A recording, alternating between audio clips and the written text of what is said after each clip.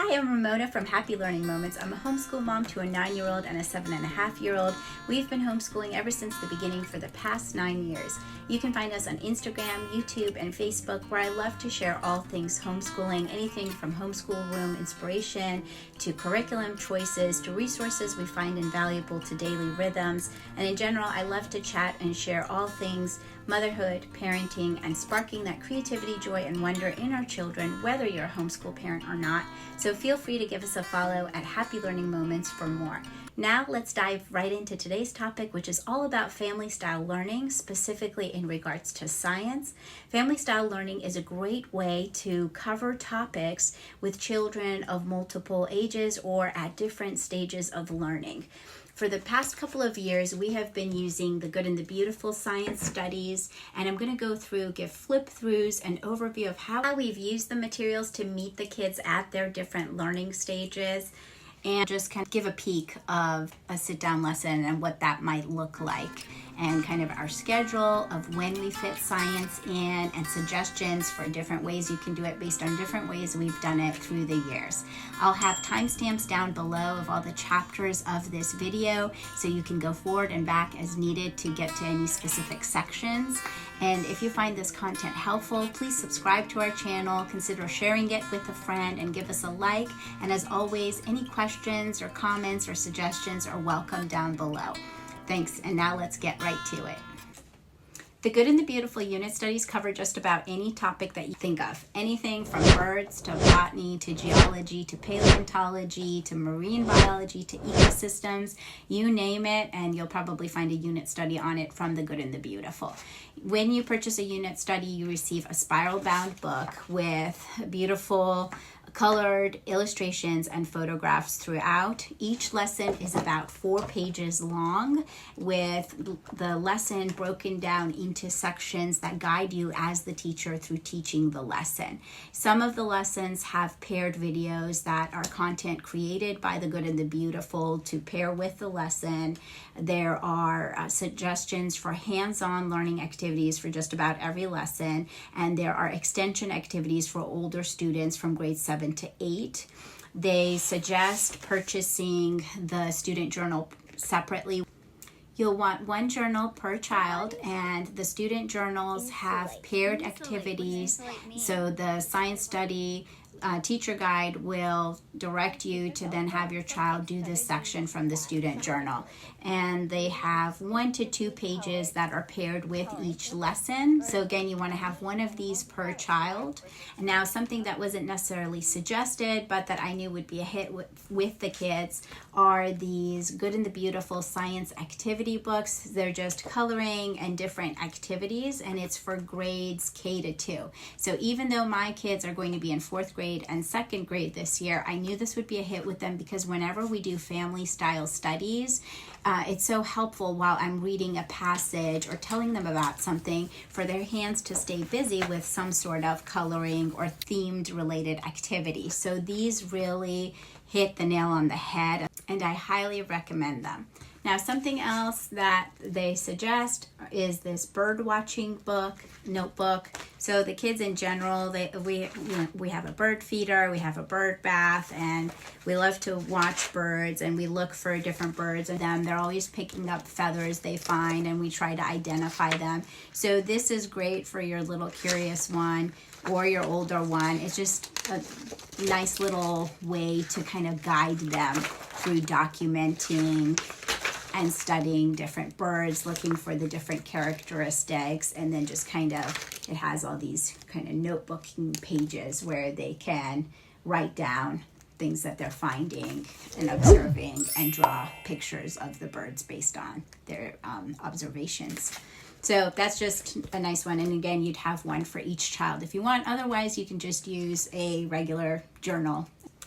I like to pair anything that I can that's related to the topic at hand that we're studying. We'll go check out books from the library. I'll kind of bring in any kind of nature finds that we have, just all things related, and we'll tie it in. I like to look online and find related videos so we can go down rabbit holes together. Now, the Good and the Beautiful Science Study will usually have some books that they'll recommend pairing with the science unit. So in the case of birds, they have the songbird book they recommended, which has photos and information about the birds.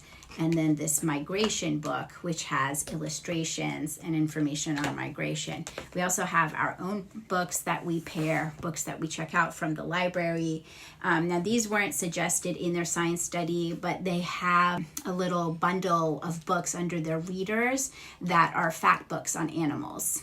And since my kids are avid readers and we just can't have enough books, I went ahead and got this bundle, and it has different animals. And then from it, I take the different ones that relate to the science study that we're having, and I'll leave it out on our homeschool table for the time that we're working on that specific study. So for instance, the ducks and hummingbirds, I went ahead and I tied them into our science study on birds. And these are just illustrated books with facts about hummingbirds and ducks. And my daughter loves these, and my son does too. They'll just sit down and read through the readers. You can even just have them in your reading area or on their reader bookshelves, just even separate from the science study.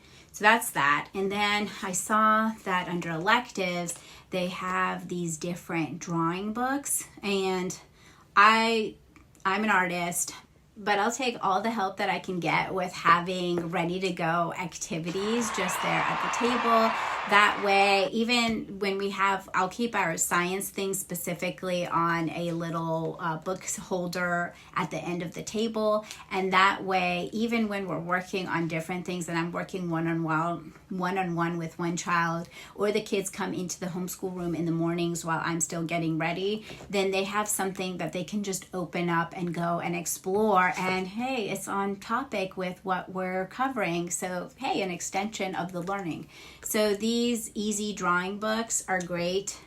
They just kind of give little step-by-step instructions for doodling different birds. They have them for different things like trees, Christmas themed things. And I just got all the bundles, and then where it ties in with the unit study, I'm leaving it out on the table for the kids to just invite them in to explore in a different way. The last thing I'm going to share before giving a peek at how we go through a family style science lesson together is this Snatch a Birds of Prey game that's offered by the Good and the Beautiful. They have games not for all of their science studies, but for some of the science studies and for some language arts.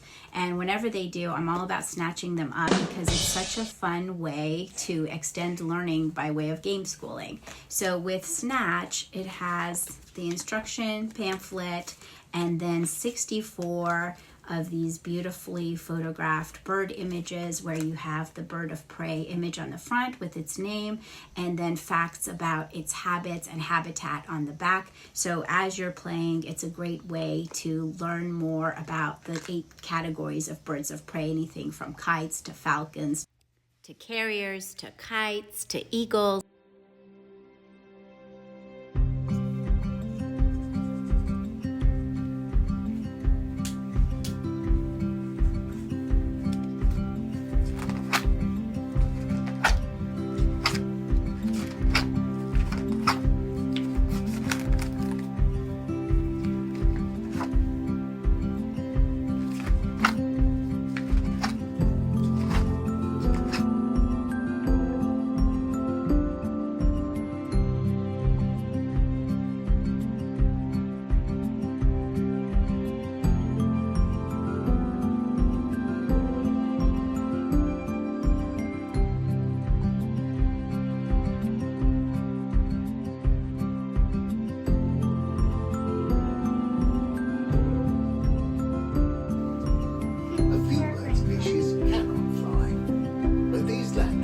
And not in use.